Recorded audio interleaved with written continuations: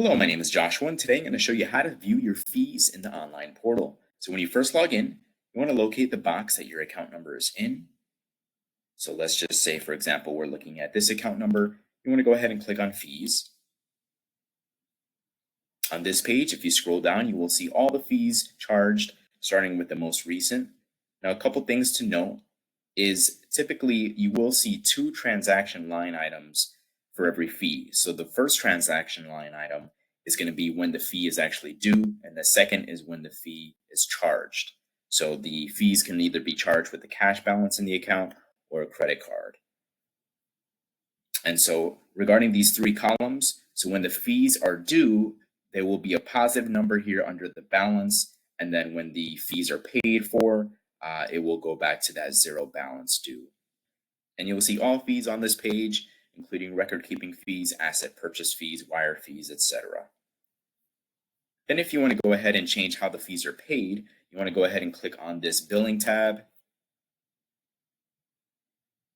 And from here, if you scroll down, you will see all the credit cards listed on the account, and you can of course delete them. Then if you want to add a credit card, you would just click on add new payment method. And on this page, you can add a card or a US bank account.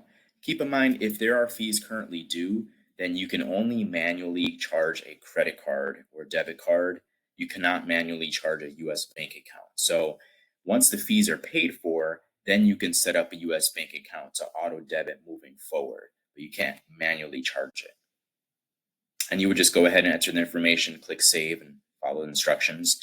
Then to go ahead and actually make a payment, you would just click on billing, but specify the account you want to make the payment for. Click pay fees.